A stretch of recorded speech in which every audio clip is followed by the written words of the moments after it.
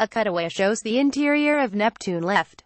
In an experiment conducted at the Linac Coherent Light Source, researchers used high pressures and high temperatures to simulate the formation of diamond rain in the interiors of icy giant planets like Neptune. Credit Greg Stewart's Linac National Accelerator Laboratory for the first time. The kind of diamond rain that scientists think falls within the icy giant planets of the solar system has been generated in the lab, a new study finds. Thousands of miles below the surfaces of icy giant planets such as Neptune and Uranus, carbon and hydrogen are thought to compress under extreme heat and pressure to form diamonds, according to previous research going back 30 years. These diamonds are then thought to sink through the layers of the gas giant planets, creating a diamond rain that eventually settles around the planetary cores.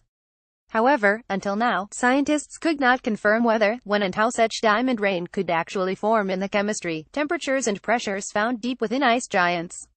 Our solar system. A photo tour of the planets. Researchers simulated the interior of ice giants by creating shock waves in polystyrene, a kind of plastic with an intense laser at Linac National Accelerator Laboratory in Menlo Park, California. The polystyrene simulated molecules known as hydrocarbons that are derived from methane, the compound that gives Neptune its blue tint. These hydrocarbons are what diamonds are thought to form from in the high pressures and temperatures in the intermediate layers of ice giants. The scientists used the laser to generate pairs of shock waves, with the first member of each pair overtaken by its stronger partner.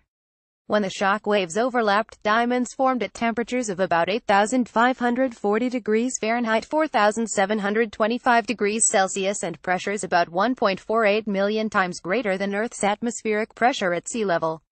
Such conditions resemble the environments about 6,200 miles, 10,000 kilometers below the surfaces of Neptune and Uranus, the researchers said.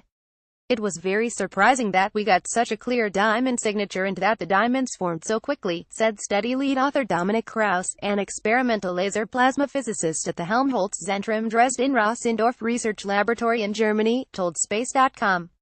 I was expecting to look for very tiny hints in the data, and our theorist coworkers actually predicted that it might be impossible to observe diamond formation in our experiment. I already prepared my team for a very difficult experiment and data analysis.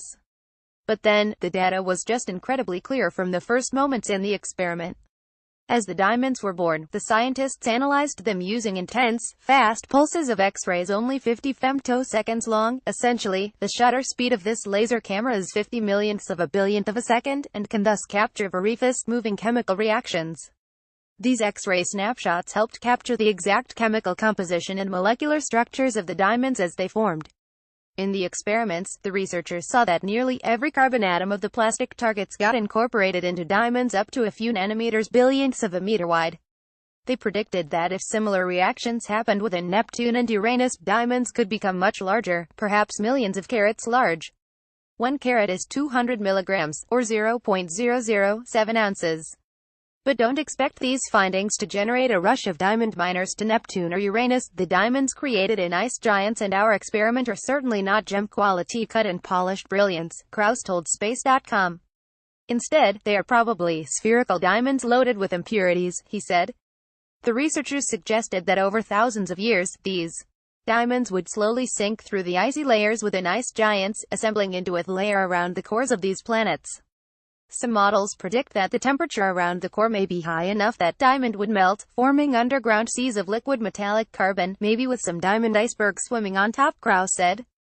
This could help to explain the unusual magnetic fields of Uranus and Neptune. However, most models suggest that diamond would remain solid around the cores of Neptune and Uranus.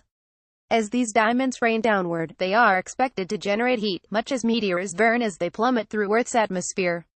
This heat could help explain why Neptune is hotter than expected, Krauss said.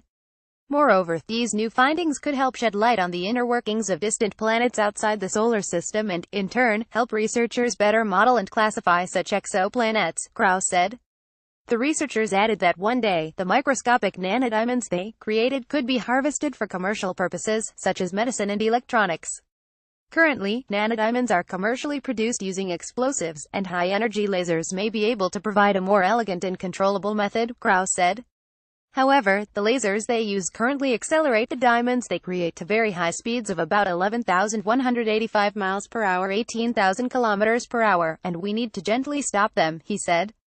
Furthermore, these findings could help researchers understand and improve experiments that seek to generate energy from nuclear fusion. In some of these experiments, hydrogen fuel is surrounded by a layer of plastic and is then blasted with lasers, and these new findings suggest that considering chemical processes may be important for modeling some types of fusion implosions, Krauss said. Future research can investigate the roles that other elements, such as oxygen, nitrogen and helium, might play in ice giants, Krauss said. He and his colleagues detailed their findings online August 21 in the journal Nature Astronomy. Follow Charles Q. Choi on Twitter at Skoy. Follow us at space.com, Facebook and Google. Original article on space.com.